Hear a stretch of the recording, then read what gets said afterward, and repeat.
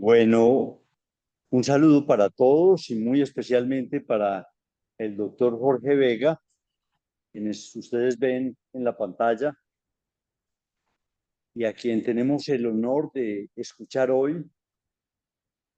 Jorge es un viejo amigo y estrecho enlace en la vida, que es un médico que conoce muy bien y trabaja con la teoría de los cuatro humores.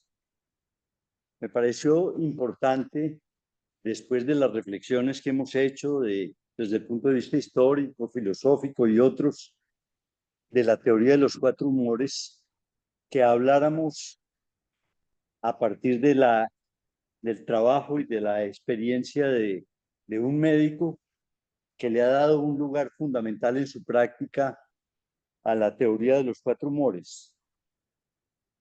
Jorge es un médico muy conocido en la ciudad, es sin duda una referencia para muchos en cuestiones de salud. Y para mí es, pues, repito, un honor y un gusto poder contar con su presencia hoy.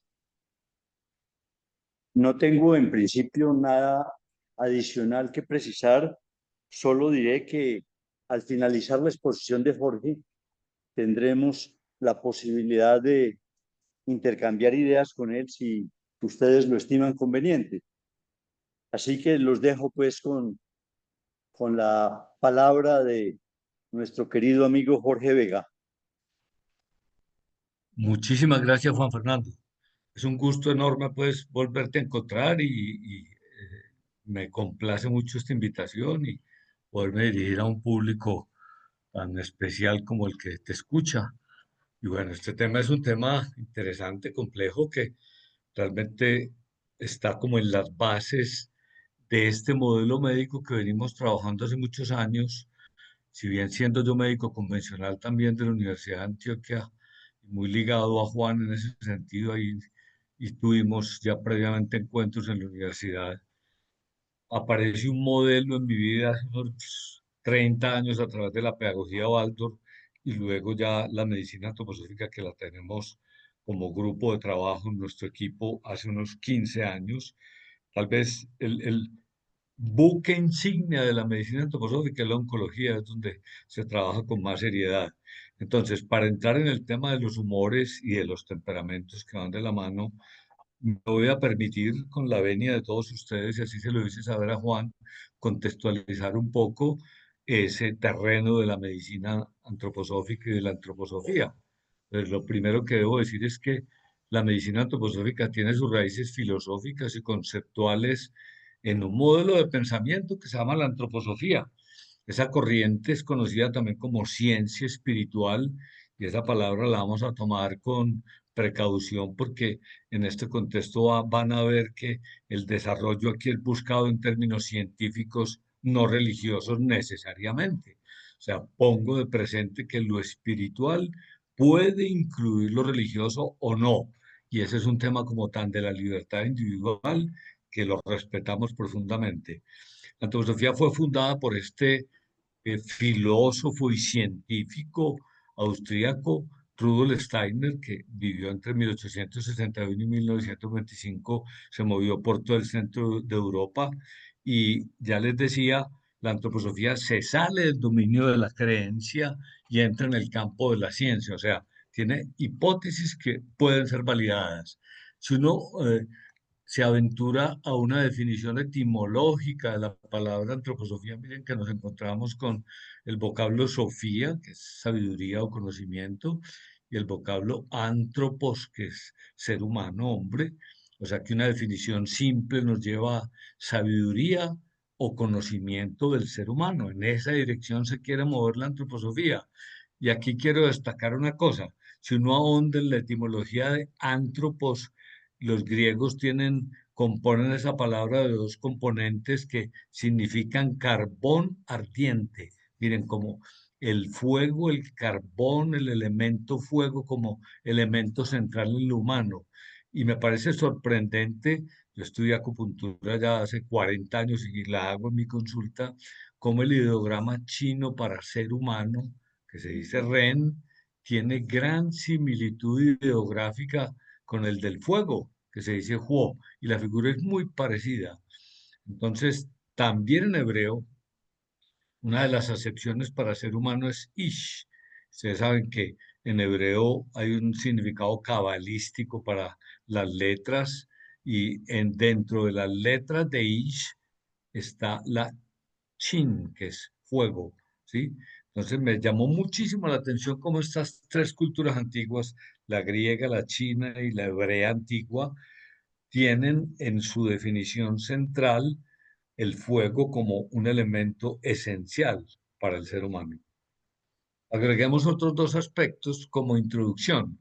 La antroposofía es un camino de conocimiento que parte de una antropología ampliada. O sea, hay un modelo antropológico que Steiner desarrolla, pero va a integrar no solamente el dominio de lo corporal, de lo vital, de lo psíquico, de lo anímico, usamos varias palabras para este nivel, del un cuarto nivel que lo podríamos llamar individual, existencial, cabe la palabra espiritual, y finalmente un nivel social de la vida de relación.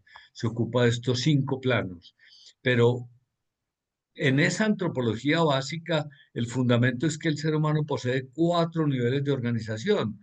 Steiner los llama cuerpos en el sentido original de la palabra latina corpus, que es como un conjunto de elementos que tienen características comunes, no cuerpo en el sentido de lo físico, y él lo nombra un cuerpo físico, que sería nuestro cuerpo material, esos elementos que nos constituyen como a todas las sustancias del universo.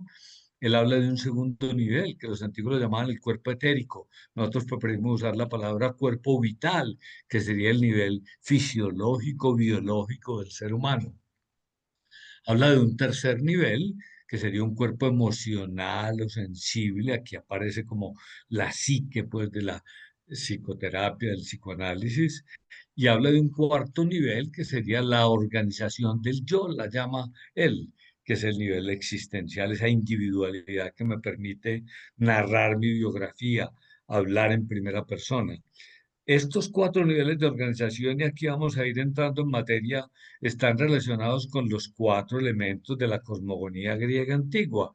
Miren que es interesante porque ahí nos salimos un poco de lo convencional. Ellos hablaban de tierra, agua, aire y fuego, pero lo relacionaban con cuatro reinos de la naturaleza. Ustedes saben que la biología científica eh, se refiere a estos niveles de manera más amplia. O sea, tenemos un reino protista, un reino fungi, otros reinos de la naturaleza. Si hay un biólogo aquí, te perdonará la reducción.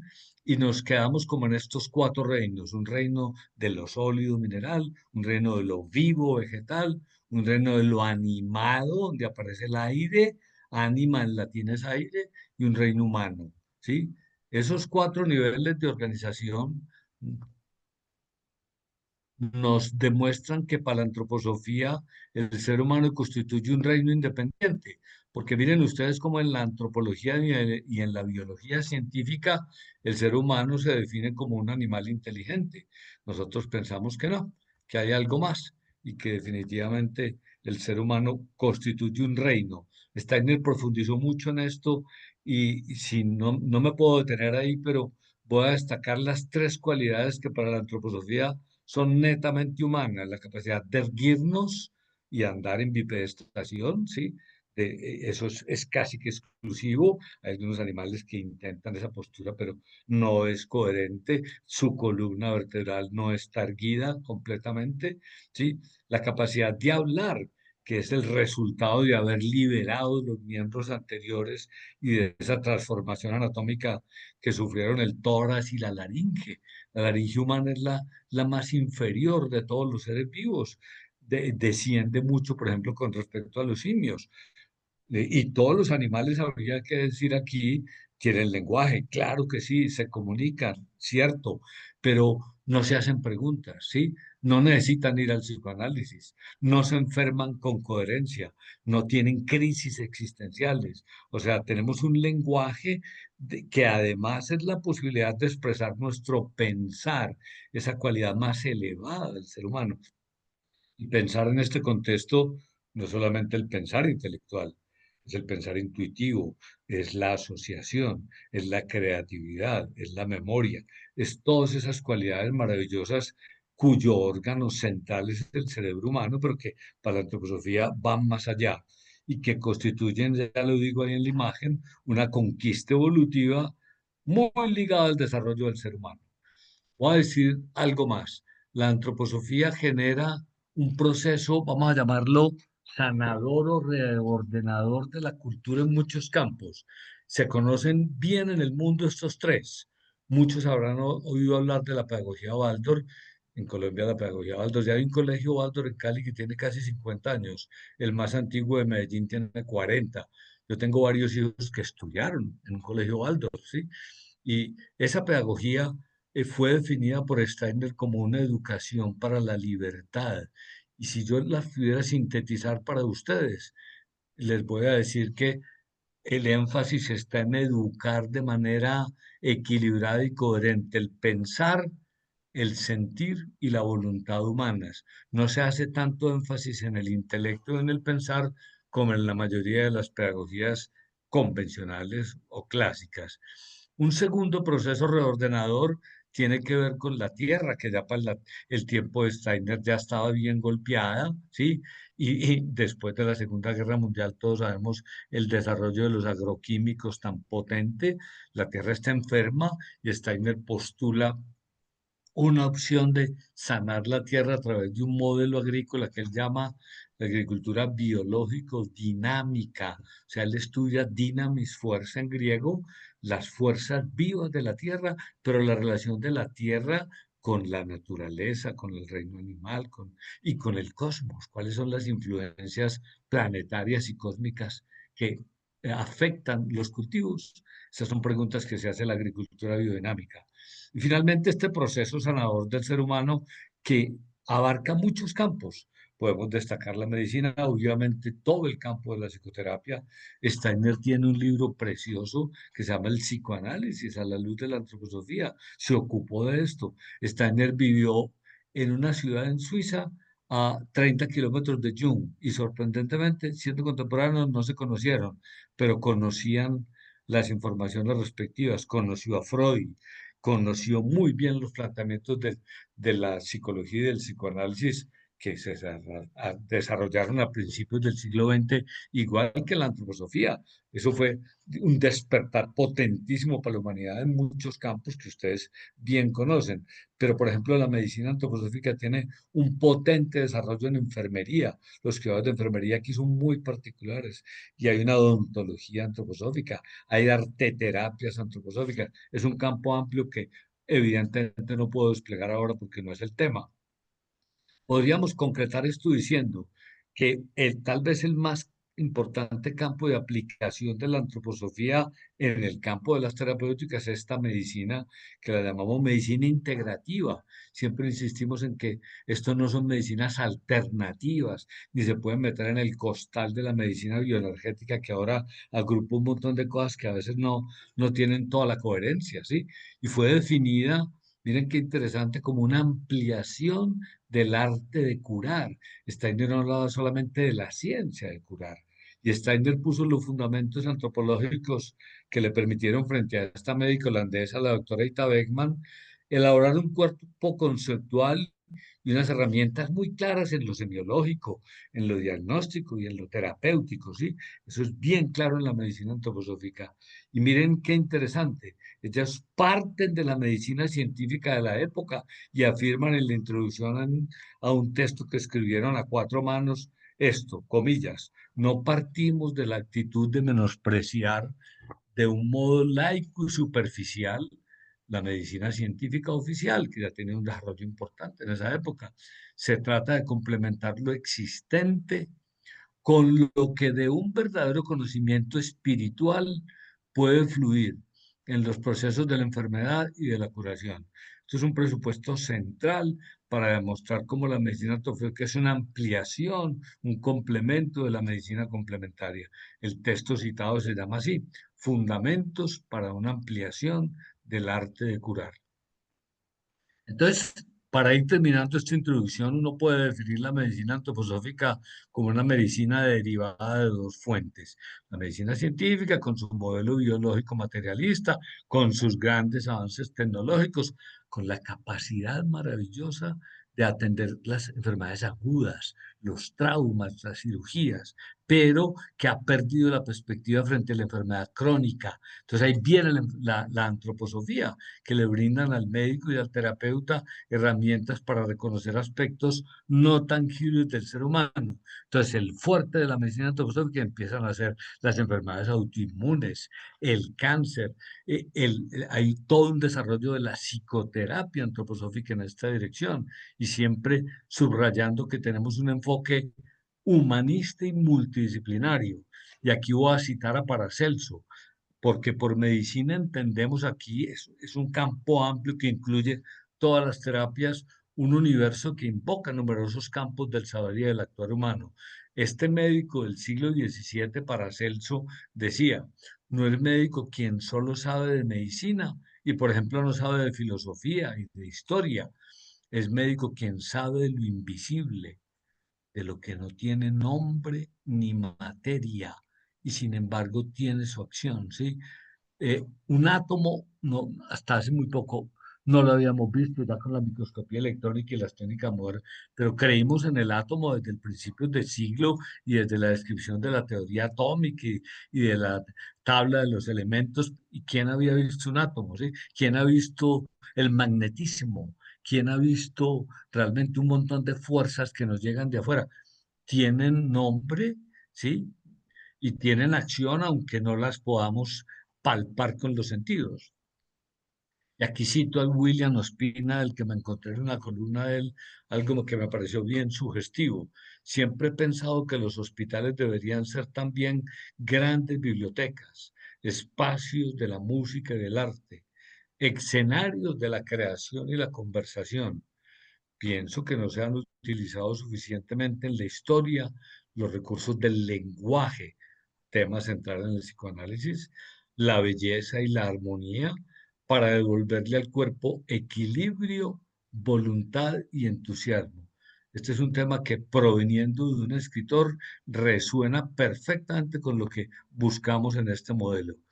Podríamos cerrar esta introducción mostrando este universo de la medicina antroposófica que miren, abarca la pedagogía Waldorf porque la consideramos como la medicina preventiva. No saben ustedes, queridos amigos, la cantidad de estudios que hay, sobre todo en Europa Central, de seguimiento a los primeros alumnos Waldorf. Hay que decir que la primera escuela Waldorf fue fundada por Steiner en Stuttgart en 1919 y se le hizo seguimiento a esos alumnos desde el punto de vista de su salud. Y es sorprendente la diferencia, por ejemplo, sobre todo en menos incidencia de enfermedades alérgicas, menos incidencia de enfermedades autoinmunes y de cáncer en la edad adulta. Bueno, hay una serie de cosas muy sugestivas que tienen que ver con criarse en un modelo equilibrado y humanista. Pero, por ejemplo, la psicoterapia antroposófica, que así la llamamos, nos da siempre una mano importante. Les quiero contar aquí al Latar en que en Colombia ya hemos hecho 2 cursos de posgrado en medicina antroposófica y 2 cohortes de formación de posgrado de psicoterapia antroposófica, cada una de 5 años con maestros holandeses, europeos, con un nivel excelente. Ya en Medellín tenemos psicoterapeutas antroposóficas que dialogan perfectamente con el psicoanálisis y con estos otros modelos. Evidentemente la enfermería, como lo mencioné. Pero miren, estas dos las voy a destacar porque una agricultura sana provee materias primas adecuadas para una farmacia distinta. La medicina antroposófica desarrolla medicamentos propios con unos métodos muy particulares de preparación y toma remedios del reino mineral, muchos del reino vegetal, muchos organopreparados bovinos de animales para servir como modelo a un órgano enfermo del ser humano. ¿sí? La odontología antroposófica tiene presencia ya entre nosotros. La arteterapia tiene campos bellísimos. La eurimia es un arte del movimiento que desarrolló Steiner y hay un montón de terapias corporales. No me voy a detener más allí y voy a dar un paso más en esta introducción diciendo, la ciencia moderna no reconoce los cuatro elementos de las cosmogonías antiguas, esos tierra, agua, aire y fuego en ese orden, como los planteaban los griegos, pues lo que la ciencia denomina sólido, líquido, gaseoso y calórico es observado más como estados de agregación de la materia. Y el concepto de elementos se abandonó y se reduce a los llamados elementos de la tabla periódica. En cambio, el conocimiento de la naturaleza que tenían los antiguos griegos descansaba en gran parte en esta concepción de los cuatro elementos. Inclusive miren que los presocráticos hablaban algunos de que todo era agua, hasta que llega Demócrito, integra esa teoría y habla de que todo está hecho por los cuatro elementos. Y a estos filósofos presocráticos más tarde Aristóteles le añade un quinto. Él lo definió como el éter del que dijo. El éter es aquello que es distinto, ahí me equivoqué, es de la tierra, el agua, el aire y el fuego, aquello que es eterno y que circula sin descanso. Una cosa no fácil de captar, pero este conocimiento de la naturaleza basado en los elementos llegó a su fin en la Edad Moderna, cuando cambió el paradigma pues, que tenemos de la relación de la Tierra con el mundo y apareció la idea de un mundo compuesto por detalles, por fragmentos de la realidad y nos olvidamos de esa idea unificadora de los elementos. Entonces, cuando Juan Fernando me invitó a hablar de los cuatro humores, yo sentí que tenía que partir de aquí, porque en la teoría griega todo parte de los cuatro elementos. ¿Por qué estudiarlos? ¿Sí? En los antiguos sistemas médicos, el estudio de estos cuatro elementos era la base y como una puerta de entrada para una visión amplia. Miren esto qué bonito. Necesitamos una visión más amplia del ser humano y de la naturaleza. Hoy en día, el estudio de los elementos evidentemente necesita una mirada nueva y además de una revalorización, vamos a llamarle idealista, de las referencias de Steiner a los elementos, debemos practicar una percepción consciente de estos elementos, ¿sí? Y lo primero es permitir que las fuerzas de la naturaleza, que son efectivas en los elementos, entren en la conciencia.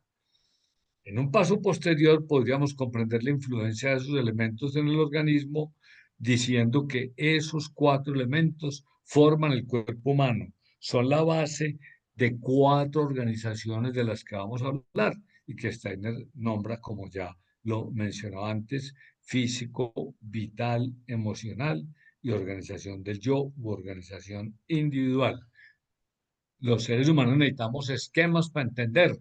Este esquema nos ayuda. Miren, tenemos una organización física que siempre la ponemos en azul por temas pedagógicos, es lo sólido, lo mineral. Una organización de vida, siempre la ponemos en verde, reino vegetal. Una organización anímica, no necesariamente sinónimo de alma, pero aquí nos cabe de nuevo esa acepción que mencioné. Alma proviene del latín anima, que es aire, cuando en la embriología creamos espacios internos para el aire, para la comida, huecos en el interior, y animales humanos compartimos eso, aparece lo anímico. Entonces los animales también tienen alma, solo que tienen un alma grupal, no tienen el alma individual permeada por un yo, por un ser individual que le ponemos siempre en amarillo.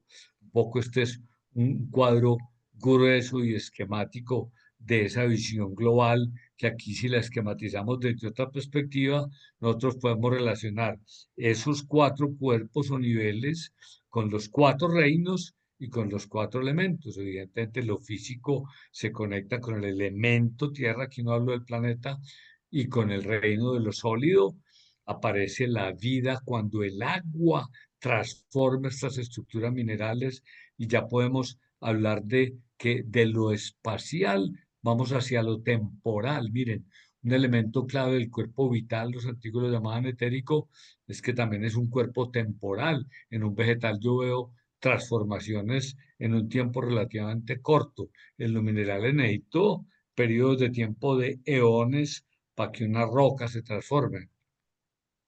Y cuando el aire penetra en estas estructuras, perdón, aparece lo anímico y lo emocional, como ya lo expresé, ánima, aire, y aparece este tercer nivel de organización, organización psíquica, si seguimos la nomenclatura griega y psicoanalística de psique, ¿sí? Y finalmente, cuando entra la chispa, cuando entra el fuego en estos niveles, damos un salto y aparece esa individualidad, aparece el nivel de la organización del yo que es propio del ser humano. Es un poco así como una pincelada grande de cómo concebimos el ser humano en este modelo. Uno de los primeros pasos que dio Steiner al poner las bases de una nueva concepción de la naturaleza fue justamente esto. Él rehabilitó el conocimiento de los cuatro elementos. Toda la obra de Steiner está llena en los distintos campos en que trabajó de indicaciones sobre la naturaleza de los elementos, sus relaciones mutuas y su desarrollo. Y el éter unitario de los griegos se le manifestó a Steiner en cuatro temperamentos, por decirlo así, y ahí van a venir los cuatro humores. Entonces, podríamos decir que los elementos son como un aspecto de la naturaleza que corresponde a lo más terrestre, a lo más pesado, a lo que ocupa espacio, a lo singular, ¿sí? Los elementos tienen el centro en la base en la que se originan. En cambio, los humores, por fin aparece aquí nuestro protagonista, pertenecen, como lo expresa su nombre, al segundo nivel, al elemento más líquido del ser humano. O sea, saltamos de los elementos a los humores. Entonces, desde otro punto de vista, esos cuatro elementos fueron vistos por los antiguos como relacionados también con cuatro aspectos de lo líquido y hablaron de humores. Entonces vamos a relacionar los elementos con los cuatro humores y con lo que luego va a aparecer como un temperar y un darle colorido o temple a esos. Entonces, para la tierra apareció la bilis negra, era uno de esos líquidos que ellos llamaron melanos colé. Dicen que la palabra melancólico se deriva exactamente de bilis negra. Melanos, de ahí viene melanina, melatonina, una serie de raíces médicas. Colé, en griego literalmente es bilis, de ahí surge cólera, ascenso de bilis. Entonces, melancólico es en el que predomina la bilis negra para los antiguos. Aparece el segundo humor, esto lo llamaban la flema, como el moco, se lo puede imaginar uno, todo lo que lubrica nuestro organismo y que tiene que ver con el agua, y aparece un temperamento que ellos nombraron también como flemático. Un tercer humor era la sangre para ellos, que corría por doquier y que ellos relacionaban fuertemente con el elemento aire. Miren, no estaban lejos de la fisiología. La sangre va a aportar el oxígeno y aparece un elemento más móvil como la sangre, que va a ser el temperamento sanguíneo. Y finalmente, para el fuego, para el calor, apareció una segunda bilis que llamaban bilis verde o bilis amarilla, que es realmente el color de la bilis que produce el hígado, y a ese se le dieron el nombre de la bilis y lo llamaron colérico, pero nos aparecen las dos bilis aquí en el sufijo cólico y aquí en colérico, ¿sí? Podemos empezar diciendo entonces que para esta visión tenemos como cuatro maneras diferentes de encarnar en el mundo, una manera de entenderlo. Y miren, Steiner va más allá y dice que estas cuatro maneras, por ejemplo, en el niño se pueden observar dos derivadas de los niños de cabeza grande. Nosotros en pedagogía observamos niños de cabeza grande, niños de cabeza pequeña. A los de cabeza grande los llamamos niños cósmicos y es más frecuente que los niños cósmicos tengan tendencias flemáticas y sanguíneas. Y a los niños de cabeza pequeña los llamamos niños más terrenales, más encarnados, si se quiere, y esos tienen más tendencia hacia la melancolía y hacia el temperamento colérico, hacia la actividad intensa, ¿sí? En su conjunto, dice Steiner que humores y elementos configuran el cuerpo del ser humano como una unidad. Y en esa idea, cuando hablamos de cuerpo ya como básico, podemos decir que el cuerpo básico es físico en un sentido, pero es un cuerpo biológico, está vivo, ¿sí? Es un cuerpo físico y un cuerpo de vida. intentemos buscar los elementos y los humores en el cuerpo. Uno podría decir de entrada que no es difícil asociar huesos, dientes con el elemento tierra, por ejemplo, ¿sí? Con los sólidos, los minerales, nosotros. El esmalte es la estructura más dura que tenemos en el organismo, pero también uno puede asociar fácilmente la sangre, la linfa, todos los demás jugos, todas las secreciones, las lágrimas, la saliva, puesto que los sólidos son expresión del elemento tierra, pero los líquidos son manifestación del elemento agua. Y ahí salta a la vista algo sorprendente.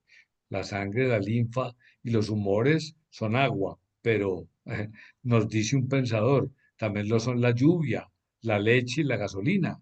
Sin embargo, cada uno de ellos es una entidad definida que fluye, que es diferenciada, pero que no tiene las cualidades del agua exclusivamente.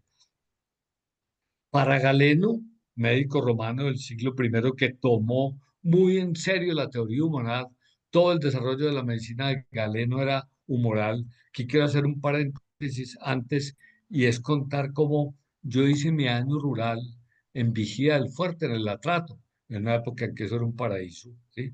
Porque yo estuve casi 2 años allá.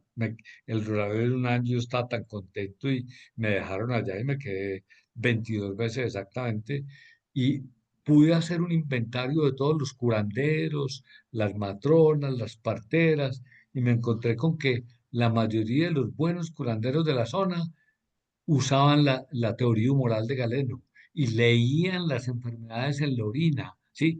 Tenían todo un sistema para la lectura de la orina sorprendente. Eso fue bellísimo. Hicimos algún trabajo para ir para un congreso de medicinas tradicionales sobre eso y fue una experiencia bellísima, ¿sí? Para Galeno, que le daba hacia esta medicina humoral, los desequilibrios en las cantidades de humores tenían una influencia en el modo en que pensamos, sentimos y actuamos. Miren, esa triplicidad que somos.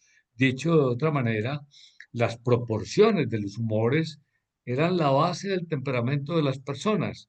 De manera natural, cada individuo tiene unos niveles de humores que dependiendo de cómo se mezclen, se proporcionan, explican no solamente diferentes maneras de estar en el mundo, diferentes personalidades, sino también estados de salud o de enfermedad. Un ejemplo sería el predominio de la bilis negra, ¿sí? Galeno afirmaba que esta persona tendía a ser melancólica, melanos colé, bilis negra, con tendencia a la tristeza, a la expresión de emociones intensas, ¿sí? Al llanto, mientras que los individuos en los que hay mayor proporción de flema que el resto de sustancias tenían una cualidad más de calma, de análisis más racional, más frío de las situaciones. Miren, esta es una linda imagen, ahora me voy a referir a ella, ¿sí?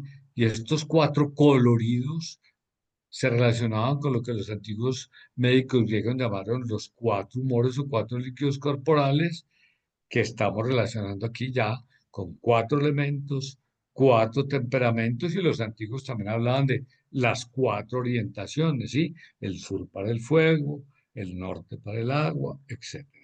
Entonces, si volvemos a sintetizar, la bilis negra, ese humor que genera el temperamento melancólico, tiene una profunda relación con lo pesado, con la tierra, el color en que se suele usar en la pedagogía es el azul. La flema tiene una profunda relación con el agua, temperamento flemático, más fluido, ¿sí? Todos los seres humanos, vamos a ver que de alguna manera combinamos estas tendencias, pero aquí hago una anotación. Steiner decía que el mejor temperamento para un buen terapeuta es el melancólico, porque tiene la capacidad de percibir el dolor del otro, de sentir lo que el otro siente, para decirlo redundantemente, pero también es como esa empatía, esa capacidad de sentir la enfermedad, la falta, la dificultad, la incompletud del otro. Mientras que el mejor temperamento para un maestro, para un docente, es el flemático, porque el flemático es tranquilo, no se deja mover fácilmente, no se sale de casillas. Puede ser la imagen de una matrona, de una gran maestra que acoge en su nido a todos los niños. El tercer elemento va en relación con la sangre, temperamento sanguíneo, mucho más móvil, relación con lo aéreo y con el amarillo. Y finalmente, el temperamento colérico, que es la bilis verde, el colé de los griegos, tiene mucha más relación con el fuego, con esa capacidad de liderazgo, de estar activos, de jalonar procesos, ¿sí? No podría decir que en pedagogía el temperamento es un ángulo, un aspecto para encarar al ser del niño, en el que generalmente, miren, nosotros nos ocupamos de tres niveles como padres y pedagogos. Digamos, los primeros aspectos de la forma, los morfológicos, constituyen la constitución, o sea, cómo este ser habita su cuerpo físico. Ya voy a hablar de los tipos de constituciones. Los aspectos más funcionales o fisiológicos constituyen lo que podemos llamar el temperamento, el humor, y los de relación, los aspectos más relacionales y la relación del mundo, la relación del ser humano con el mundo, van a constituir el carácter. Ahí se acuerda uno de Wilhelm Reich en la coraza del carácter, esa manera como yo dispongo mi corporalidad frente al otro, ¿sí? Y en la práctica, el estudio de los temperamentos es un tema que es abordado con mucha más claridad desde la pedagogía, la fisiología y la psicoterapia en general que desde la medicina misma. Pero el estudio y la comprensión de los temperamentos y obviamente de los humores nos permiten ver un colorido particular, por ejemplo, a la hora de observar niños y comprender adultos. Y aquí hablo de seres humanos sanos, pero también seres humanos enfermos. Ya dije, cada uno de nosotros porta en sí estos cuatro aspectos y es la intensidad de los colores de cada uno la que marca la diferencia.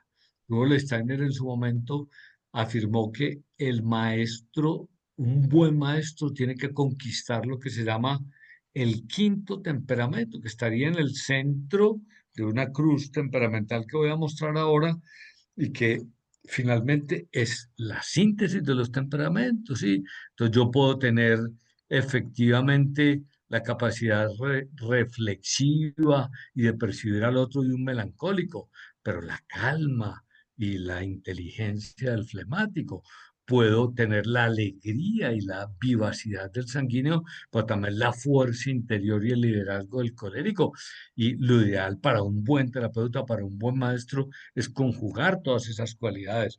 Miren, con respecto al color Goethe, el gran poeta, autor del Fasto, que es menos conocido como científico y el que Steiner estudia toda su obra científica y lo organiza, Goethe describe el fenómeno del color como el encuentro y habla del sufrimiento o del padecimiento de la luz en la oscuridad. Entonces miren qué lindo, rojo, naranja y amarillo serían el resultado de la victoria de la luz sobre la oscuridad. Y los colores más fríos, menos vibrantes como verde, azul y violeta serían el triunfo de la oscuridad sobre la luz. Una manera sugestiva de ver estos elementos. Entonces, ya insinúa que veamos el niño desde estas perspectivas. Nosotros hablamos de la constitución como ese aspecto ligado al cuerpo físico, como en qué cuerpo me encarné, qué cuerpo necesito para cumplir mi tarea en esta existencia.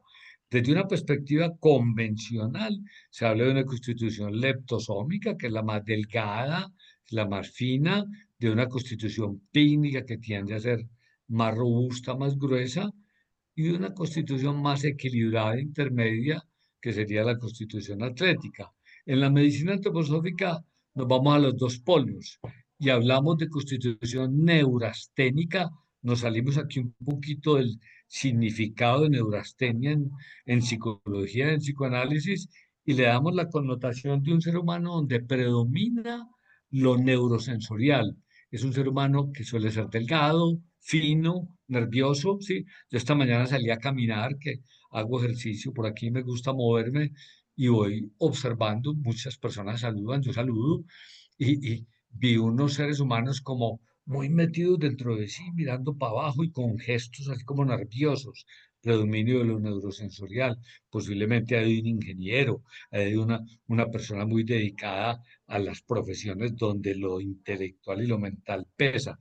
Y eso no es bueno ni es malo, es una descripción simplemente de cómo nos encarnamos en una corporalidad. Pero hay seres humanos más gruesos, ¿sí? No necesariamente obesos, donde predomina el polo de abajo, donde lo metabólico es lo más importante.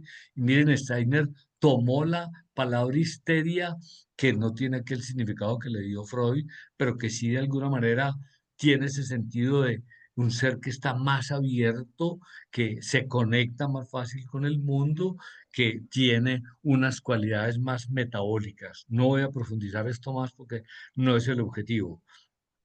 En un segundo nivel, el temperamento está ligado ya a la esencia de esas fuerzas vitales. Entramos en el campo de lo líquido, pero tiene el colorido, mira, témpera.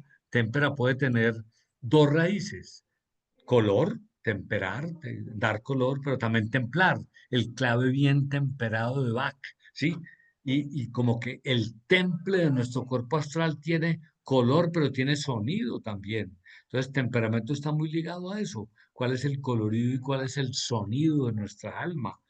Ambos aspectos, estos dos, están muy influenciados por la herencia. O sea, tenemos una tendencia constitucional y temperamental al nacer. Ya lo insinué, hay niños de cabeza más grande que van a tener esa tendencia hacia la constitución de predominio metabólico y niños de cabeza pequeña más hacia lo neurosensorial.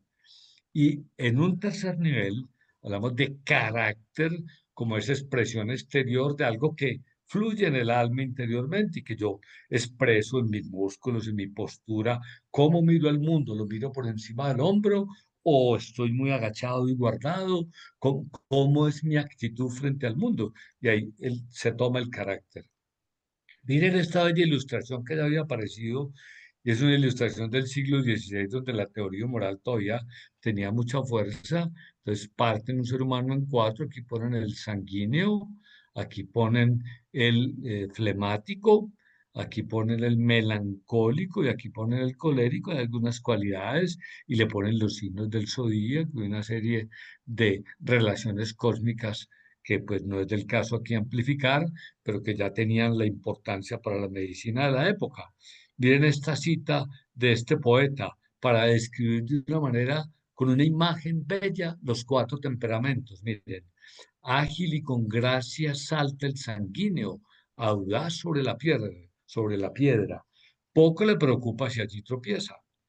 Es enérgico el puntapié con el que aparta la piedra el colérico, y con ojo chispeante disfruta de su logro. Al llegar, el flemático modera su andar y le dice a la piedra: si no te apartas de mi camino, entonces yo te rodearé. Pero el melancólico meditabundo se detiene ante ella con el rostro descontento por su eterna desgracia. Le oí una maestra, Baldor, argentina, hace muchos años, una historia que tenía mucha relación con esto mismo, y eran cuatro niños que salen hacia el campo y se encuentran esta piedra, y evidentemente rapidito el sanguíneo está al otro lado, el colérico está buscando, pues aquí no con un puntapié porque era muy grande, una palanca para pedirle a todos que le ayudara a quitar la piedra del camino, ¿sí? El flemático se sentó, sacó la comida de la mochila, se puso a comer tranquilo, no se preocupó por el asunto. Y el melancólico se sentó casi llorando: ay, esto siempre me pasa a mí, qué desgracia. Bueno, un poco caricaturizado y exagerado, pero la actitud temperamental frente a una situación de la vida. Miren, en el arte, la melancolía tuvo un papel central en relación con la tuberculosis.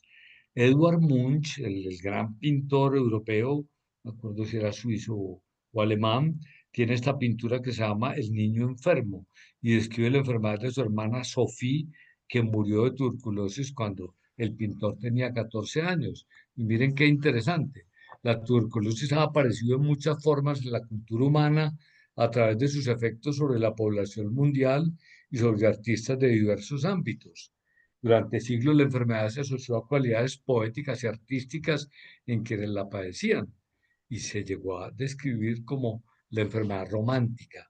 Miren, muchos artistas, Chopin, ¿sí? Chopin tuvo una terrible tuberculosis y se fue a las islas de Mallorca y demás a recuperarse y le tocó un verano, un invierno ventusco terrible y pasó maluquísimo. El artista Edward Munch, el de este cuadro, padecieron la enfermedad o estuvieron cerca de personas que la padecían. Y mucho tiempo esta tuberculosis llamada también tisis estaba asociada a esas cualidades poéticas, ¿sí? Ya lo dije, era la enfermedad romántica y grandes figuras artísticas como John Keats, Edgar Allan Poe, Dostoyevsky. Thomas Mann tiene un libro precioso que los invito algún día a sacarle un rato, que se llama La montaña mágica. Y no es otra cosa que la historia de un sanatorio para tuberculosos en la montaña, donde no había tratamiento para la enfermedad en el siglo XIX y simplemente el buen aire, el contacto con la naturaleza mejoraban fuertemente, una buena alimentación mejoraban fuertemente la enfermedad. Bueno, muchos otros, y una creencia generalizada era que la tuberculosis ayudaba al talento artístico, como lo atestigua pues todos estos artistas que la padecieron, ¿sí? Este es un cuadro que les mencioné previamente, ¿sí? Y que lo podemos llamar la cruz de los temperamentos, donde aquí ponemos el colérico, bilis amarilla o verde, el fuego, y lo relacionamos con la organización del yo. En el otro extremo está el flemático con el cuerpo de vida, ¿sí? Vida, muerte, ¿sí? En la tierra lo pesado, el melancólico, ¿sí? Y en el aire el sanguíneo, más aéreo, más móvil, y en el centro todas estas combinaciones, aquí lo cálido, aquí lo húmedo, aquí lo frío, aquí lo seco. Bueno, un montón de cualidades, inclusive algunos remedios homeopáticos para cada temperamento, una serie de elementos como de la tendencia a la enfermedad. Por ejemplo, el melancólico tiende más al endurecimiento, a la depresión. No me voy a detener ahí, pero ahí hay un desarrollo muy importante, tanto en pedagogía Waldorf como en medicina antroposófica. Yo le voy a pasar a Juan estas diapositivas por si alguien tiene interés luego en profundizar. Entonces, en ese orden de ideas, me voy a referir un poquito a la melancolía, porque es un sentimiento caracterizado por un estado de profunda tristeza que se puede manifestar como desánimo, abatimiento, apatía, distimia, ¿sí? Y en el ámbito de la psicología, lo que se conocía antiguamente como melancolía, ahora se nombra como depresión. Aquí hay un detalle histórico interesante, es que la palabra depresión se usó en la medicina hasta 1800 y pico, bien avanzado el siglo XIX, para condiciones cardíacas. Hablábamos para las insuficiencias cardíacas, las llamábamos depresión cardíaca. Miren qué interesante cómo esa terminología se fue actualizando y ya con el nacimiento del psicoanálisis y de la psicología moderna, ese melanos colé también se desplazó y se empezó a llamar depresión, condición pues que ustedes conocen ya cuáles son sus cualidades, pero existe una profunda relación entre melancolía y tuberculosis a la que uno le puede seguir la pista también en la medicina tradicional china, porque los chinos, curiosamente, hablan de que cada órgano principal de los seres humanos tiene un aspecto de lo anímico. Ellos hablan del alma, del corazón, del alma, del pulmón y del hígado, del alma, del riñón, y cada uno alberga un sentimiento en lo positivo y en lo patológico. La capacidad fisiológica del pulmón es la del recuerdo. Entonces los chinos hablan del recuerdo del futuro, la posibilidad de mirar hacia adelante, hacia dónde voy, cuáles son mis propósitos. Cuando el alma del pulmón está enferma o por enfermedades pulmonares o por otras cosas, aparece un poco la tristeza, que se puede tornar melancolía. Entonces, si bien la tuberculosis es una enfermedad del pasado, algo radicado, mire, suena a Miguel Hernández, que también la padeció, a Vivian Laila, la actriz que interpretó a esta Scarlett O'Hara en Lo que el viento se llevó. Por desgracia, a lo largo de la historia, muchas personas han fallecido ya que el tratamiento tardó muchos años en encontrarse. Fue solamente ya con el desarrollo de la microbiología y con Pasteur y Koch, contemporáneo Robert Koch, describe el bacilo de la tuberculosis y se empieza a entender que es una enfermedad infecciosa y se empieza a desarrollar tratamientos que hoy en día ya son muy modernos. Antes teníamos, cuando yo estudié medicina, los tratamientos de tuberculosis duraban entre 6 meses y un año. Ya los esquemas se han reducido a 3 meses con algunos medicamentos, los mismos que usábamos y otros muy modernos que han acortado y afinado el tratamiento de la enfermedad. Para las profesiones médicas, el estudio de los cuatro elementos y de los cuatro humores no es lo usual, porque en la educación y en los estudios médicos los cuatro elementos ya no desempeñan ningún papel. O sea, la mayoría de los estudiantes de ciencias de la salud, y a mí siempre me ha llamado mucho la atención que la psicología, por ejemplo, en la Universidad de Antioquia, está en el Departamento de Ciencias Sociales. Y claro, tiene que ver mucho con lo social, pero también tiene que ver mucho con la salud. Entonces estamos invitando a los psicólogos y a los psicoterapeutas a dialogar, porque tenemos un montón de cosas en común, ¿sí? Pues los estudiantes de todos estos modelos aprenden explicaciones teóricas de los procesos de la naturaleza, miren, en forma de modelos atómicos, de ideas moleculares fragmentadas. En consecuencia, no se les forma en la observación directa de la naturaleza, por un lado, qué hay en la naturaleza de los elementos, pero también en la percepción de los elementos en el ser humano que tengo al frente. El diagnóstico médico y el diagnóstico psicológico se basan cada vez más en resultados de exámenes técnicos para el ámbito de ustedes en test, en pruebas de especialidad, y obviamente la observación clínica es importante, pero por lo menos en medicina cada día pierde menos importancia y ahora con el desarrollo de la inteligencia artificial hay un desplazamiento profundo. Es útil y nos va a ayudar mucho y nos va a ahorrar mucho tiempo y tecnología útil en el campo quirúrgico, en el campo de lo concreto, de lo material, en el campo de lo sutil, necesitamos el encuentro de ser humano con ser humano. En casi todos los sistemas médicos precristianos, los cuatro elementos tenían un papel central, el diagnóstico en la terapia. Ya lo dije en la medicina griega, en la medicina china es central la teoría de los elementos, ¿sí? Y estas ideas se transmitieron desde la Edad Media hasta más o menos el siglo XIX. Ahí ya la teoría moral se abandona y el golpe final lo da Rudolf Virchow, un patólogo polaco que desarrolla la patología celular y dice que todo está en la célula, todo está en el tejido y que el diagnóstico se puede hacer casi que simplemente con una biopsia. Y nos olvidamos de que esa célula es parte de un tejido y parte de un órgano y parte de un organismo y parte de un ser, que hay una enorme complejidad detrás, ¿sí? Entonces, la medicina científica ya no supo qué hacer con la teoría de los elementos y la olvidó. En la medicina antroposófica, esta visión de los cuatro elementos y de los cuatro humores constituye una base esencial para el conocimiento del ser humano. Y aquí voy a aclarar, no se trata de un revivir acrítico de viejas ideas, no, añoranza del pasado, no es eso. Una vía de práctica moderna en la visión sensorial de la naturaleza. Cómo me acerco a la naturaleza y cómo hago un trabajo meditativo que quiere profundizarse en la visión externa de la naturaleza y del ser humano. Entonces, miren, aquí entramos en la última parte de esta exposición diciendo que queremos construir lo que en la medicina antroposófica llamamos una imagen del ser humano. Esto es fundamental. Si ustedes se llevan esta idea, la teoría moral quedó salvada y yo quedo muy contento con esta invitación, ¿sí?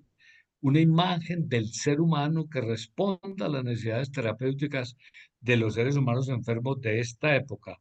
Y esta imagen se fundamenta en el conocimiento de los cuatro elementos, de los cuatro humores, de los cuatro temperamentos, y nos permite acceder por un camino que en la medicina antroposófica es clave y que es el método fenomenológico que Goethe inauguró, que lo podríamos sintetizar. Hay todo un trabajo con fenomenología en la antroposofía, donde queremos observar los fenómenos sin ningún presupuesto, sin ningún prejuicio, sino que los fenómenos nos hablen. Yo no pongo mi pensar, yo observo una planta, y yo no digo es bella, es fea, no.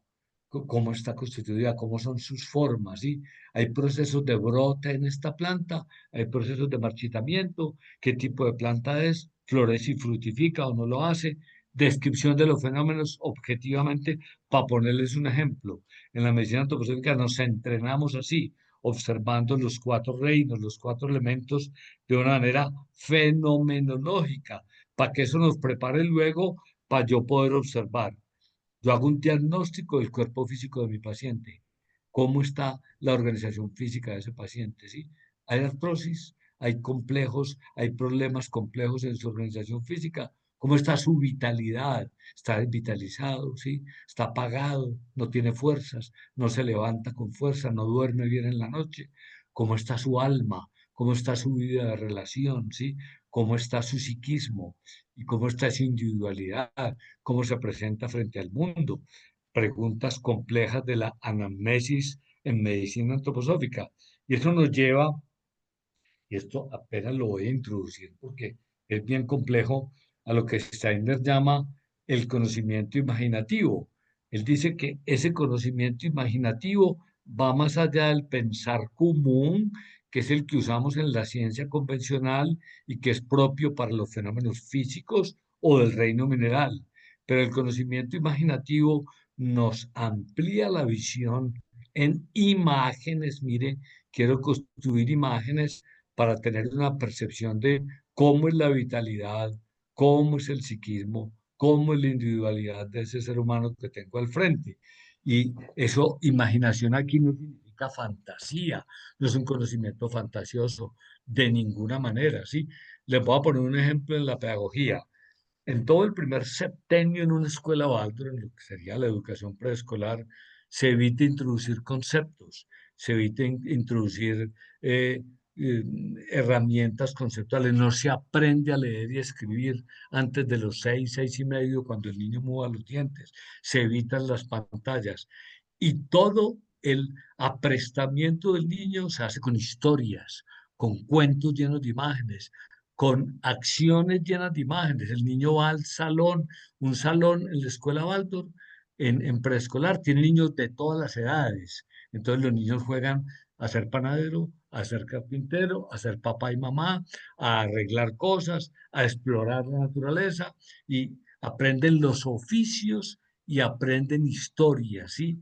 El niño puede tener la percepción de que el mundo es bueno en ese ambiente, ¿sí?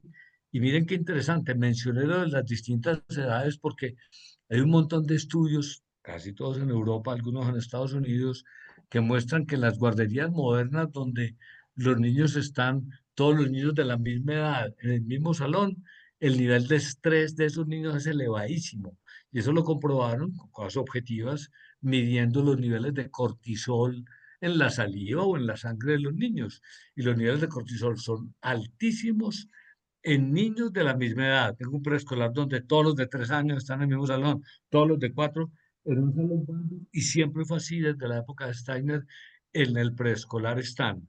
Hay un maternal para los más chiquitos y desde los 2 y medio y 3 pasan al preescolar y hay niños de 3, de 4, de 5 hasta de 6 antes de pasar a la primaria en el mismo salón y eso se quedan los años que necesiten con la misma maestra y con los mismos compañeritos, van saliendo unos y entrando otros y se demostró que esos mayorcitos le ayudan a gestionar a los más pequeñitos sus dificultades, los protegen, los cuidan y los niveles de colesterol eran significativamente más bajos. Entonces, imágenes, conocimiento imaginativo. Luego hablaríamos de un conocimiento más inspirativo, muy relacionado con lo musical y de un conocimiento intuitivo, ese más elevado propio del ser humano. Esos cuatro niveles los trabaja Steiner, no es nuestro objetivo hoy, los dejo antojados para otro encuentro y voy a terminar diciendo, muchos científicos y pensadores han planteado que en el ser humano habitan otros niveles de organización que van más allá del nivel físico, de eso que a los médicos nos enseñaron, usted simplemente mida, perciba, ¿sí? El estudio de esos otros planos nos va a conducir a esto que ya dije, una imagen ampliada del ser humano, tema central de la medicina antroposófica y de todas estas aplicaciones, ¿sí? Entonces, el intento de la medicina científico-natural de conseguir una imagen del ser humano se vio limitada por esa atención puesta en las partes, por la fragmentación. A propósito, les tengo una hermosa noticia que quiero compartir con todos ustedes y es que la Universidad de Antioquia va a ser pionero pionera en la formación de medicina antroposófica básica, después de un par de años de estar trabajando con la facultad y con el comité curricular y con la ayuda de algunos colegas que están muy vinculados a la facultad, nos abrieron la puerta y ya se aprobó un curso todavía de componente flexible para estudiantes de medicina de todos los niveles. Tenemos 25 estudiantes matriculados, es el cupo máximo porque es un curso muy práctico, muy teórico práctico. Y el próximo miércoles 13 de agosto tendremos la primera clase para dar comienzo a este segundo semestre y vamos a tener todo el semestre 3 horas todas las tardes, 48 horas teórico-prácticas de introducción a la medicina integrativa antroposófica. Y ahí les vamos a mostrar a los estudiantes cómo la medicina convencional sí tiene una imagen del ser humano, pero es fragmentada, es puesta en partes, pone el foco en lo físico. La medicina antroposófica quiere ofrecer una imagen mucho más amplia, eso es lo que le vamos a llevar a estos muchachos, una imagen que sea claramente comprensible en lo conceptual, y para ello es necesario recorrer el camino que propone la ciencia natural. Claro, partimos de la medicina científica, pero queremos ampliar ese camino, ¿sí? Miren esta cita de un médico antropósofo alemán. El médico, por supuesto, todos los psicoterapeutas, todos los terapeutas necesitamos dos imágenes. Una imagen del ser humano, pero también una imagen del cosmos. También miramos arriba. Y esas dos imágenes se hallan en correspondencia. Nosotros tenemos una influencia de todas las fuerzas de afuera. De tal manera que vean esto qué lindo. Cuando la imagen del ser humano se transforma, se daña, se metamorfosea por un proceso de enfermedad, la imagen del cosmos como trasfondo inmutable y eterno señala la posibilidad de curación. O sea, tengo algo que me lleva hacia allá. Siempre es posible ayudar. Para la medicina antroposófica no hay enfermedades incurables. No matamos la esperanza en los pacientes. Tampoco creamos falsas expectativas, pero siempre hay cosas para hacer. Podemos acompañar hasta el final al paciente. El ser humano en su enfermedad siempre está en proceso de desarrollo y siempre hasta el momento de la muerte lo estará.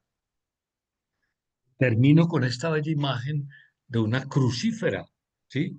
En medicina antropológica estudiamos botánica, ¿sí? Y las crucíferas son plantas de 4 pétalos que florecen.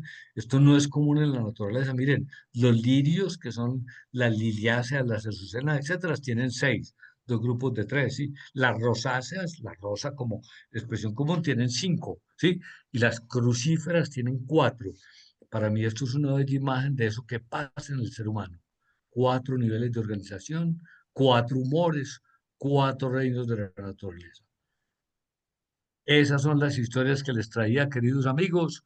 Estoy listo a escuchar aquí comentarios, preguntas, ojalá no muy peliagudas, y de nuevo agradeciéndole a Juan Fernando la invitación.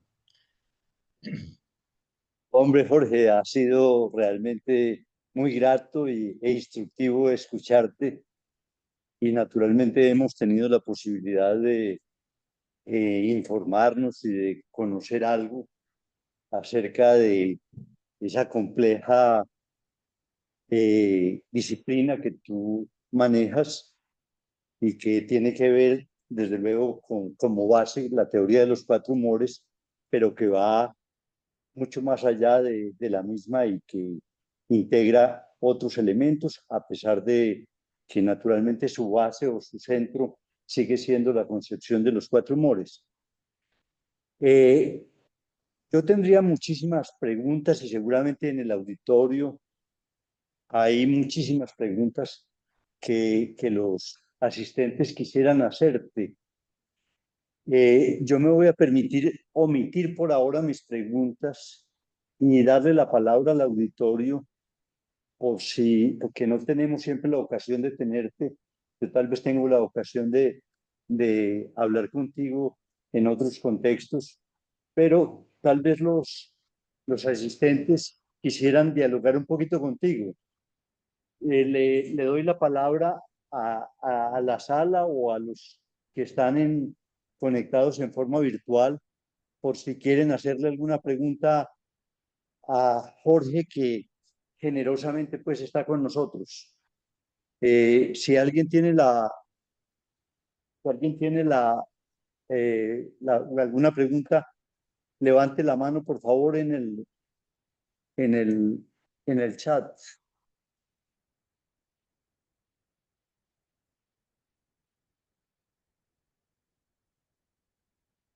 Por lo tanto, María Isabel Casas compartió una imagen que nos muestra de un libro, que es la psicoterapia del profesor. Escuchaste, Jorge, ¿cierto? Claro, y conozco muy de cerca a María Isabel, arte Ah, terapeuta antroposófica, pues si quieren mostrar la imagen, o no sé, como sí, quieran, ustedes ya. es una invitación a una charla, sí. Voy a leer. Ah, ya. Creo que Tendría la que invitación bajar. a la formación que tenemos en psicoterapia antroposófica que va a empezar pronto, que me olvidé contar eso. Va a empezar la tercera cohorte de formación en psicoterapia antroposófica con estos dos gigantes de la psicoterapia holandeses, el doctor Ad Decker y su esposa Henriette Decker, una experiencia numerosísima y que conocen el alma de Colombia de cerca. Entonces, creo que nos están invitando precisamente, vea, ¿qué es la psicoterapia antropológica? Es una charla inaugural para conocer el programa y esa formación de posgrado que va a arrancar ahorita este año y que se prolonga durante 4 módulos, 25, 26, 27 y 28. Ahí está la información de la Asociación para el Desarrollo de la Medicina Antroposófica en Colombia. Eso significa ADMAC. Es una asociación que ya tiene casi 15 años y que tenemos como unos 40 miembros entre médicos, psicoterapeutas, arteterapeutas, enfermeras, etcétera, todas las profesiones de la salud en esa sombrilla y es bien, bien bonito esa formación. Muchísimas gracias por la invitación y creo que los interesados pueden tomar allí los datos y sería muy interesante que algunos pudieran asistir. No sé si hay alguien que... Acerca de Veo como unas noticas. Adela, ¿puedes venir aquí? que están conectados. Es por cuanto, si no, no hay...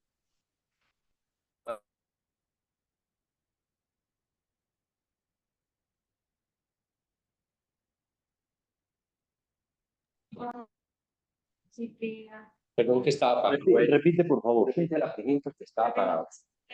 Que están formados en esta disciplina, o sea, formados, tienen la oportunidad de trabajar en instituciones de salud en Medellín.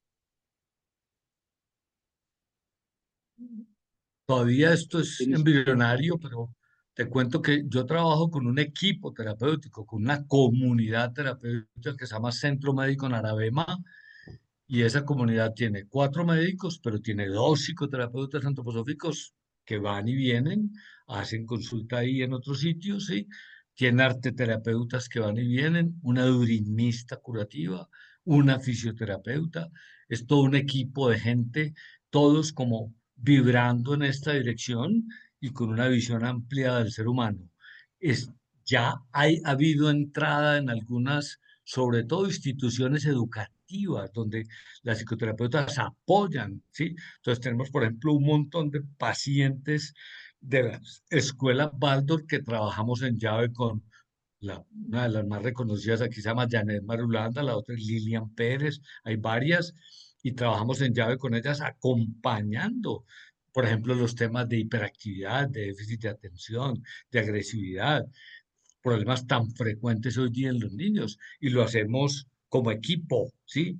Tenemos una reunión clínica en el consultorio cada 15 días donde presentamos casos difíciles y los vemos desde todas las perspectivas, la perspectiva médica, la perspectiva psicoterapeuta, la perspectiva del arte, la perspectiva de la musicoterapeuta, tenemos 2 musicoterapeutas ya formados. Entonces, es joven la propuesta, pero se está consolidando y tenemos mucho entusiasmo de que esto llegue a tener la fuerza. Esa puerta que se abre en la universidad nos parece central para que esto se conozca, se difunda, sin ninguna pretensión de verdad ni de exclusividad. Es una propuesta más y sentimos que es muy enriquecedora. Magnífico, Jorge. Quiero leerte dos comentarios y que los asistentes ponen. Muchas gracias, dice Luisa Arias. Excelente la exposición, muy interesante además por los elementos que pudiéramos encontrar con la clínica psicoanalítica, el manejo de lo singular y la subjetividad, por ejemplo.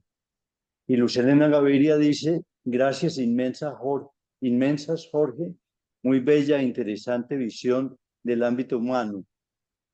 Creo que esto señala bien la calidez e interés con que los asistentes han recibido tu exposición, lo cual de nuevo para mí es un honor y un agradecimiento por tu erudita y inteligente exposición.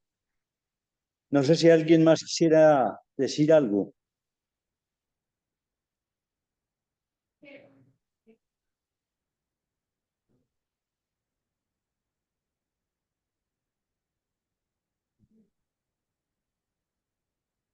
El silencio a veces es abrumador, pero es que posiblemente muchas cosas quedaron claras y otras preguntas, ¿sí? No, Adela, ¿No? Adela está haciendo un comentario de que ella trabaja con pacientes con cáncer y Sí, mi trabajo es con unas asesorías que se hacen en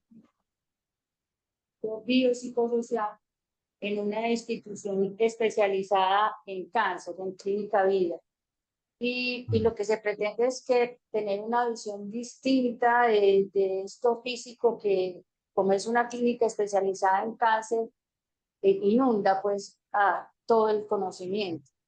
Pero es difícil porque pues la ciencia no hace mucho caso de estas otras cosas que pueden estar comprometidas en el ser humano. Pues lo mencionan y dan un espacio y abren para que, pues, como que conste, pues más o menos, pero es difícil uno llegar con una visión distinta de lo que es la mirada del ser humano como usted la está mostrando ahorita.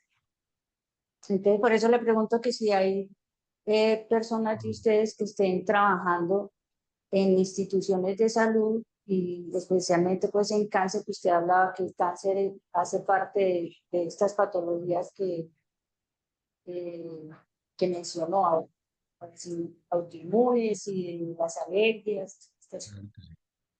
Muchas gracias, Adela. De hecho, conozco de cerca la Clínica Vida. He intercambiado con algunos de los oncólogos, ¿sí? El doctor Andrés se me escapa que ya no trabaja en Clínica Vida, creo, y trabajó mucho tiempo. De todos los oncólogos que hay en Medellín, que ya se acercan a 60, pues alguna vez los censé, hay como unos 6 o 7 sensibles a la oncología antroposófica y aceptan como valioso los tratamientos integrativos y complementarios que ofrecemos a los pacientes con cáncer, que no quieren negar el tratamiento oncológico convencional.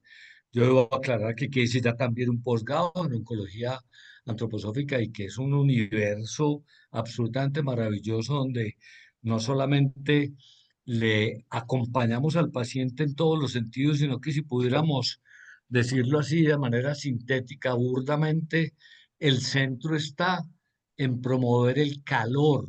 El cáncer es una enfermedad fría, ahí entran de nuevo los elementos, los humores. Ustedes pueden comprobar que la mayoría de los pacientes con cáncer se quejan de frío.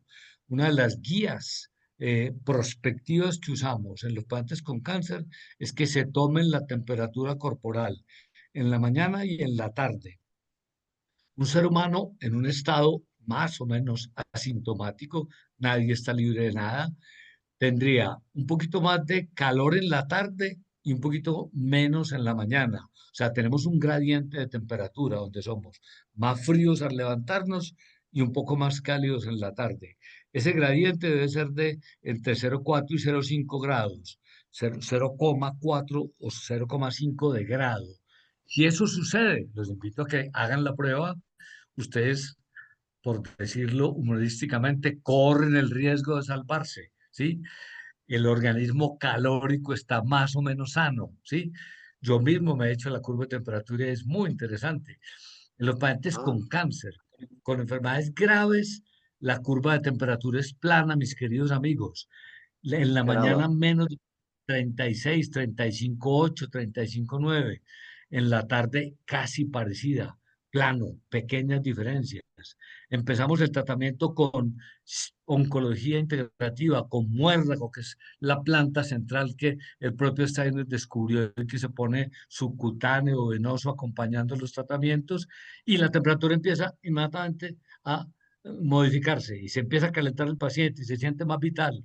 Entonces, hay numerosas experiencias. Llevamos ya 14 años aplicando muérdago, tenemos una casuística grande de acompañamientos y uno nota que los pacientes que son acompañados con esto tienen menos efectos secundarios con la quimio y con la radio, van mejor, evolucionan mejor. Evidentemente no todos se salvan, hay cosas supremamente graves y difíciles, pero se abre una puerta y acompañamos al paciente con una pregunta que yo creo que es central para todos ustedes. Yo siempre le escribo en la receta a mi paciente de cáncer, ayer tuve uno, grande al final, porque hago recetas manuscritas todavía, como de una manera cálida. Yo no uso el computador directamente en la consulta, hago mi historia clínica a mano, como tratando de conectarme muy de cerca con mi paciente y le escribo. ¿Qué significa esta enfermedad para mí? Lleve esta pregunta a la noche, hágala con su familia, trabaje profundamente en el sentido profundo de lo que significa esto para usted.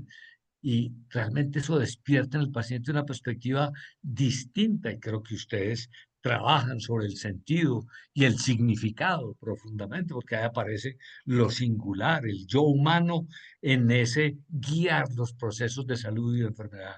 Entonces, como le digo a, ¿cómo se llamaba la señora? Natalia, qué pena. Adela, Adela, perdón. Adela, esto es todavía embrionario, estamos empezando, pero así fue en Europa, ¿sí? ¿Cómo? Te puedo contar que en este momento en Alemania hay hospitales completos en Berlín donde la medicina antroposófica y la medicina científica dialogan permanentemente y se hace tratamiento de cáncer dentro del hospital con los dos modelos, ¿sí? Hay un hospital antroposófico comunal en Berlín de 400 y pico de camas, se llama el Hospital Havelgege.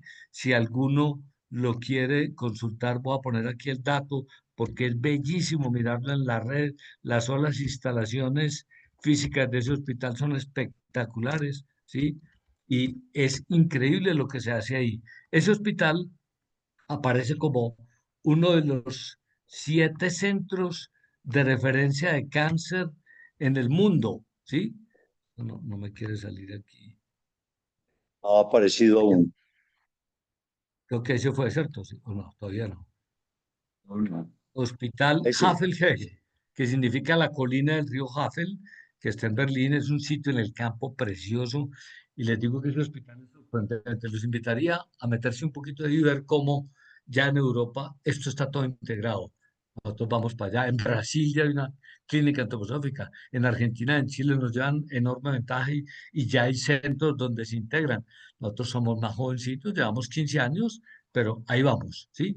Es bien lindo porque ahí vamos. Entonces, nada, estamos llenos de esperanzas y con la seguridad de que el futuro va a posibilitar un camino más humano, más amplio para nuestros enfermos. Magnífico, Jorge. Yo no quiero, infortunadamente se nos está agotando el tiempo. Quisiéramos poder conversar contigo casi que indefinidamente. Y yo no quiero dejar de pasar la ocasión simplemente para señalarte, sin que vamos a entrar a hablar al respecto, sobre algunas inquietudes que me deja tu exposición.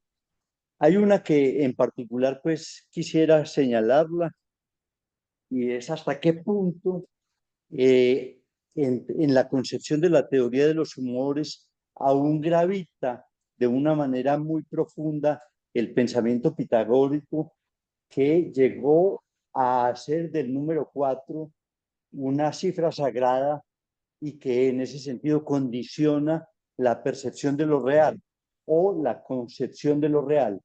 Podríamos hablar posteriormente de eso, pero lo dejo señalado porque me parece que es un punto importante. Otro punto que quisiera por lo menos consignar y del cual tendremos la ocasión posteriormente de hablar es algo que yo calificaría de esta manera. Lo digo con toda prudencia y con todo respeto por tu exposición. ¿Hasta qué punto digamos, en Steiner o en general en la antroposofía y en la medicina, en la medicina integrativa, existe alguna, digamos, eh, entusiasmo, llamémoslo así, por el curar? Entusiasmo que en ese sentido, de alguna manera, el psicoanálisis eh, toma con una cierta cautela y aún con cierto escepticismo. Podríamos hablar posteriormente de todo esto, pero señalo pues esos dos puntos y quizás haya la ocasión de que tengamos ocasión de conversar al respecto. Seguramente hay otras, existen muchas otras consideraciones, pero te las quiero señalar por ahora. No sé Muchas si gracias, tienes algo. Juan. Me dejan muy, muy inquieto. Yo solo diría que nosotros tomamos la palabra curar también muy en el sentido etimológico. Curar en latín es cuidar, ¿sí? Entonces Sí, nos ocupamos ajá, mucho del cuidado. Terapeuyen en griego tiene la misma raíz, cuidar. Nos ocupamos de cuidar al otro mientras él gestiona su enfermedad. Eso es un asunto muy individual, ¿sí? Uno no cura a nadie, ¿sí? Para ser solo magnífico. mucho del médico interior, ¿cierto? Queremos despertar el médico interior del enfermo para que él guíe sus procesos de equilibrio o desequilibrio, pero no necesariamente con ese afán de, no, porque no es sencillo realmente. No nos de alguna manera casamos con el imperativo del curar, como de aliviar del todo, sino más bien de cuidar, de acompañar. Eso lo quería matizar, Juan. Magnífica precisión y creo que es una aclaración muy, muy valiosa e importante. Muy Bueno, bien. Jorge, no queda sino darte nuestros agradecimientos. Creo que todo el auditorio está realmente muy agradecido con tu exposición excelente y esperemos que tengamos la ocasión de volver a contar con tu presencia y con tu sabiduría. Muchas gracias, Jorge. Gracias, Jorge, gracias. Juan, yo también no tengo sino Maravilloso. gratitud con vos y con todos los que estuvieron aquí. De verdad que fue un lindo encuentro. Lindo verte. ¿Sí? Hasta que nos Bueno, volvamos a encontrar y magnífico. nos tomamos por ahí un cafecito. ¿Listo? Adiós Listo. para todos y muchas Nos gracias. ponemos en contacto, Muchas Jorge. Hasta gracias. luego. Claro Muy que sí. provocador, muy Chao, provocador. chao. Chao, chao. Bueno, me Por alegro. favor, no se retiren que Claudia va a decir. No se retiren que Claudia va a hacer una anotación.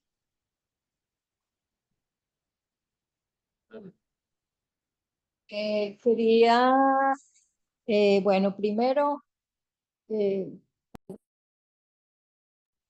me adelanto entonces. El tercer sábado de agosto, 16 de agosto, no habrá el seminario de Juan Fernando, o sea que la próxima será el primer sábado de septiembre, el 6 tal vez. Bueno, primer sábado de septiembre. La razón, el 6. La razón es que el tercer sábado de agosto, 16 de agosto, tendremos una actividad de las 10 de la mañana a las 4 de la tarde. Es la segunda expansión de trabajo para prepararnos para las jornadas del ANEL que son en Chile en noviembre. Entonces ese día, 16 de agosto, desde Guayaquil trabajaremos los textos de Lacan, la dirección de la cura y algunos escritos técnicos de Freud. Para esa ocasión, el invitado principal será un colega de la escuela brasilera, que es Jesús Santiago, y otros colegas participarán de diversas maneras, con casos, con comentarios de textos. Entonces, la transmisión de esa actividad la haremos aquí, se transmite desde Guayaquil y habrá aquí la transmisión. No hay posibilidad de conexiones individuales.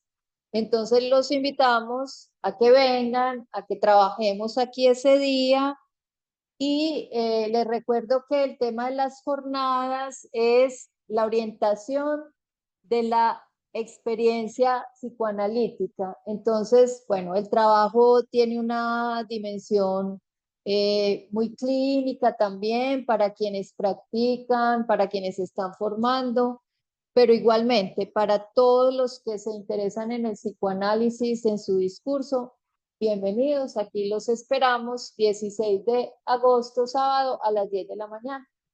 Gracias a Juan también porque le quitaremos No, el espacio de ese día. en absoluto, es muy grato que sean razones de trabajo. Nos vemos entonces en el primer sábado de septiembre y de septiembre, donde probablemente continuaremos con algunas anotaciones complementarias de lo que hemos hablado. Si podemos contar con Jorge, sería muy bien. Si no, de todas maneras, podremos hablar entre nosotros. Permíteme Sí, una acotación para que la gente que quiere ir aproveche de pronto que en el éxito están en promoción hasta la semana entrante con un 20% de descuento, incluye en el Hotel Icon, que es donde va a ser el encuentro, la jornada. Entonces, si alguien está planeando ir, creo que es el momento, hasta la semana entrante, hasta el 7. Ahí está en Viajes Éxito. Yo no sé si en otras partes allá.